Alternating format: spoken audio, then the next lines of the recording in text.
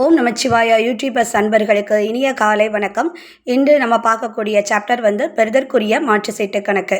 பெறுதற்குரிய மாற்று சீட்டு கணக்கு அப்படின்னா என்ன அப்படின்னா, ஒரு கடன் விற்பனை சம்மந்தப்பட்டது. அதாவது நம்ம தான் ஒரு இண்டஸ்ட்ரின்னு நீங்கள் எடுத்துக்கிட்டீங்க அப்படின்னா, நம்மக்கிட்ட பொருள் வாங்கிட்டு போயிருப்பாங்க, ஆனால் பணம் செலுத்தியிருக்க மாட்டாங்க. ஸோ ஒரு 60 நாளில் தாரேன், ஒரு 70 நாளில் தாரேன்னு சொல்லி ஒரு தவணை நம்மக்கிட்ட அவங்க கேட்டிருப்பாங்க. ஸோ அதுக்காக நம்ம அவங்க பேரில் ஒரு பில் ரெடி பண்ணி, இத்தனை நாளுக்குள்ளே நீங்கள் தரணும், நீ இவ்வளோ குட்ஸ் எங்ககிட்டேருந்து நீங்கள் வாங்கியிருக்கீங்க அப்படின்னு சொல்லி அவங்கக்கிட்ட நம்ம ஒரு சைன் வாங்கி இது பண்ணுவோம். அதுதான் என்னதுன்னா பெறுதற்குரிய மாற்று சீட்டு கணக்கு. இது எதுக்காக அப்படின்னா, நமக்கு அதனால என்ன யூஸ் அப்படின்னா, இப்போ நமக்கு திடீர்னு நமக்கு ஒரு அமௌண்ட்டு தேவைப்படுது, ஆனால் அவங்களால தர முடியாத சூழ்நிலை இருந்ததுன்னா, இந்த பில்ஸை கொண்டு போய் நம்ம பேங்க்கில் இது பண்ணி கொடுத்து நம்ம என்ன செஞ்சுக்கலாம், கடன் வாங்கிக்கலாம். அதுதான் பெறுதற்குரிய மாற்று சீட்டு கணக்கு.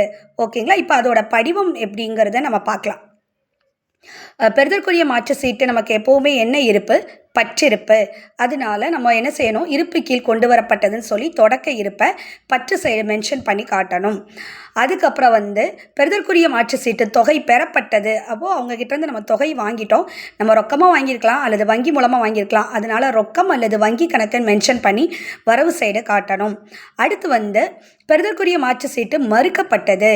அதாவது பெறுதற்குரிய மாற்று சீட்டு என்ன ஆகிட்டு நமக்கு அப்படின்னா மறுக்கப்பட்டுருச்சு. அப்படிங்கும்போது நம்மக்கிட்ட கடன் வாங்கினவங்க ஒரு கடனாளி மட்டும் இருக்க மாட்டாங்க, நிறைய பேர் இருப்பாங்க. ஒருத்தங்க மட்டும் மாற்று சீட்டு கொடுத்துருப்பாங்க, மற்ற பேருக்குள்ளது மறுக்கப்பட்டிருக்கும். அதனால நம்ம என்ன பேர் மென்ஷன் பண்ணுறோன்னா, பற்பல கடனாளிகள் கணக்கு அப்படின்னு சொல்லி அதை வரவு சைடு மென்ஷன் பண்ணி காட்டணும்.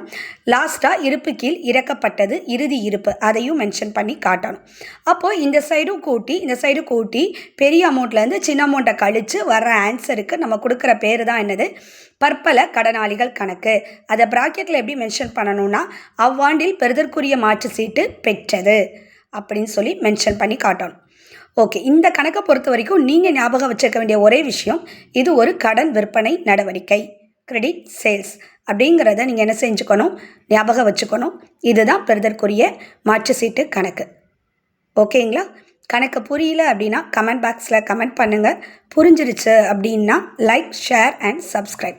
Thank you students.